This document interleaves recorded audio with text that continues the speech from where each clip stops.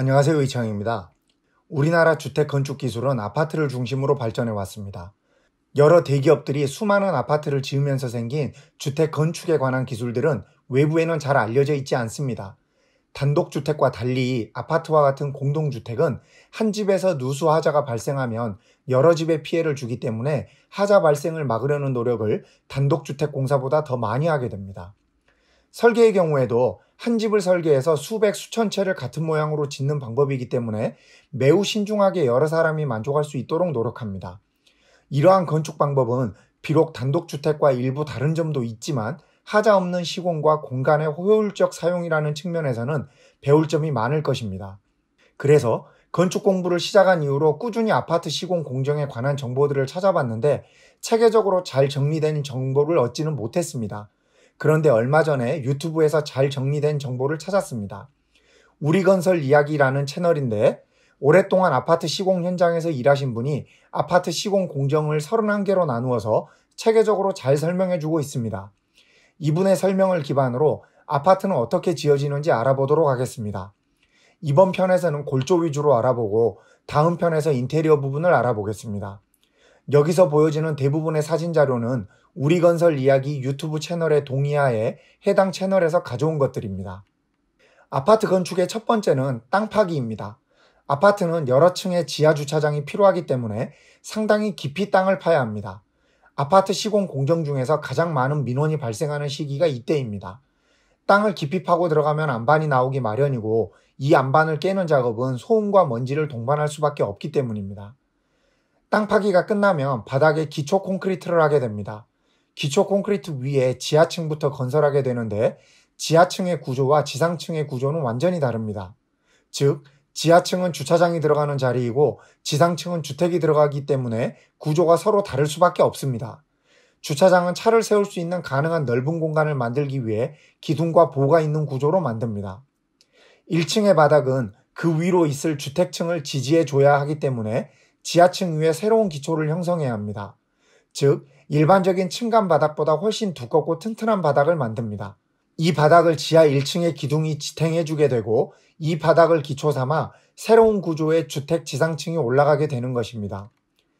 지하층과 지상층을 같은 모양으로 관통하는 구조물이 있는데 그것은 바로 엘리베이터실입니다. 이 공간은 건물 꼭대기부터 지하층 바닥까지 수직으로 관통합니다. 지하층의 마지막 기초에는 이 엘리베이터 추락 시 충격을 방지해주는 장치가 매립됩니다. 엘리베이터실 최상층에는 엘리베이터를 끌어올리고 내리는 장치를 배치하게 됩니다. 이 엘리베이터 기계실은 보통 아파트 옥상의 옥탑 형식으로 만들어집니다.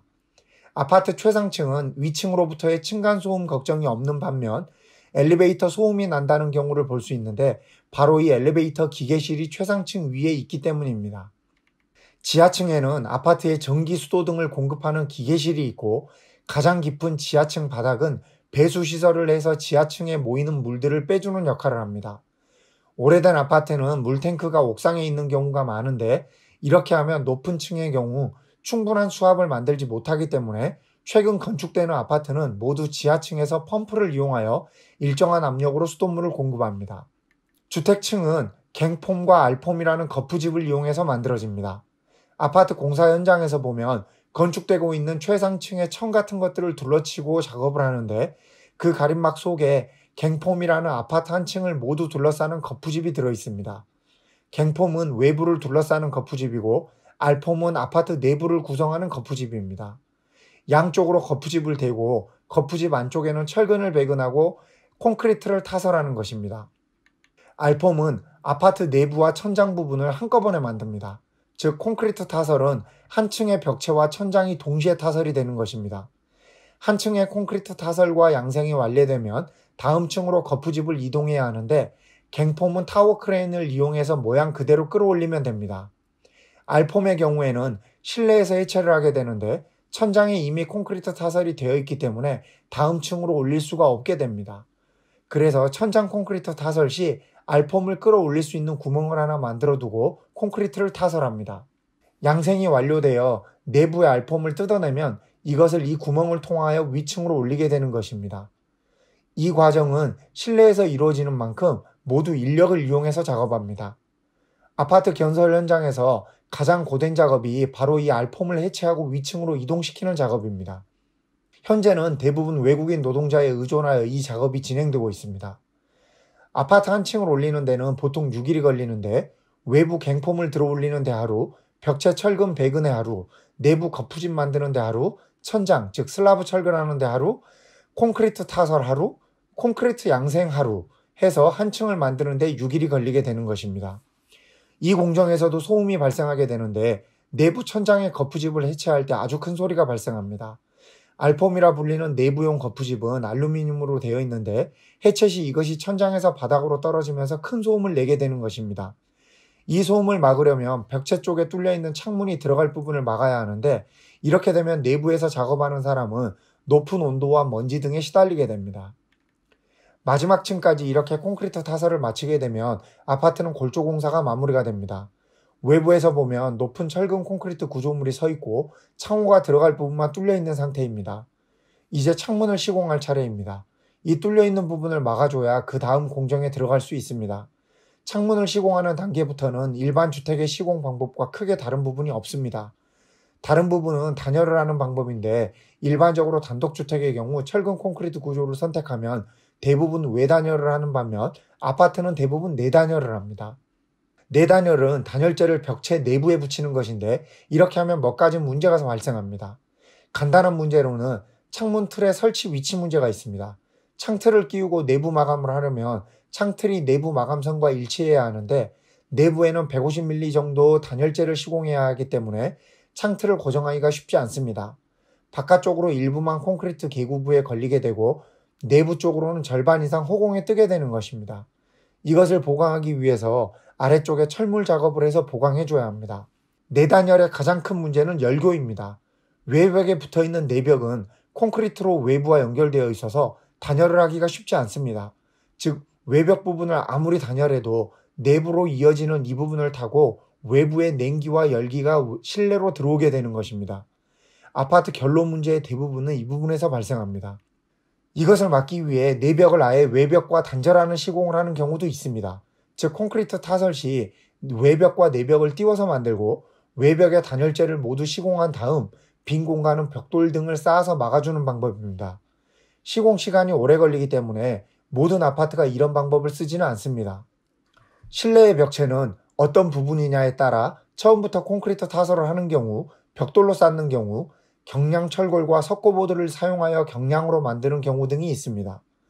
내단열 공정 때문에 아파트의 내부는 대부분 석고보드 뒤쪽으로 단열재가 들어가 있는 벽체 구조이기 때문에 벽에 무거운 것을 달거나 할 때는 벽체가 어떻게 구성되어 있는지 잘 보고 시공해야 합니다.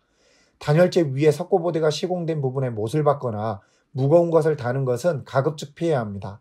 석고보드는 강도가 약해서 쉽게 부서지기 때문입니다.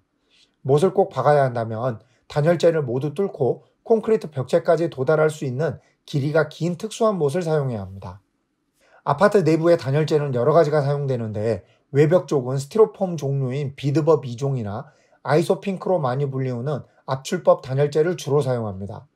압출법 단열재는 비드법 단열재인 스티로폼과 마찬가지로 폴리스티렌을 발포시켜 만든 것입니다. 단독주택 시공 현장 사진을 보신 많은 분들이 스티로폼이 시공되는 것을 보고 화재 걱정들을 많이 하시는데 이 부분에 있어서는 아파트가 더 문제입니다. 단독주택의 경우 단열재를 외부에 붙이는 경우가 대부분인 반면 아파트는 실내에 붙여 놓았기 때문에 실내에서 화재가 발생하면 더 위험합니다. 아파트 실내 벽체는 콘크리트 타설로 모두 만들어지지 않습니다. 구조적으로 그렇게 만들기 어려운 부분들이 있기 때문입니다. 화장실이 그런 구조 중 하나인데 보통 벽돌을 쌓아서 벽체를 형성합니다. 물을 쓰는 공간이기 때문에 경량 벽체 구조 같은 것은 사용할 수 없습니다. 경량 벽체는 경량 철골로 벽체를 형성하고 그 내부를 글라스울 같은 단열 방음재를 채운 다음 석고보드를 붙인 벽체입니다. 경량 벽체는 주로 방과 방이 붙어있는 구조에서 사용됩니다. 최근에 지어지는 아파트는 대부분 포베이 구조이기 때문에 방 2개가 붙는 경우가 생기기 마련입니다. 이 방 2개를 나누는 벽이 보통 경량 벽체입니다. 경량 벽체는 구조적으로 하중을 받는 부분이 아니고 철거도 쉽기 때문에 만약 방 2개를 터서 하나로 쓸 필요가 있다면 이 경량 벽체를 철거하면 됩니다. 이후의 공정은 단독주택 시공과 거의 같기 때문에 특별히 다룰 부분은 없습니다. 굳이 다른 하나를 찾자면 바닥 단열재인데 공동주택은 그 특성상 바닥 단열이 중요하지 않습니다. 그래서 기포 콘크리트 정도의 간단한 단열 시공만 하는 것이 보통인데 요즘은 층간소음 문제가 대두되면서 바닥에 차음재라 불리는 자재를 시공합니다. 차음재도 결국 기포가 들어가 있는 구조이기 때문에 단열 효과가 있습니다. 차음재는 보통 이동이 많은 거실, 주방 등에는 두껍게 시공하고 방은 그보다 얇게 시공하는 것이 일반적입니다. 차음재는 두껍다고 해도 보통 60mm 정도이기 때문에 단독주택의 바닥에 시공하는 단열재 두께의 절반에 불과합니다. 단열재 기준에 비해서 차음재 기준은 아직 미흡하지 않나 하는 생각이 듭니다.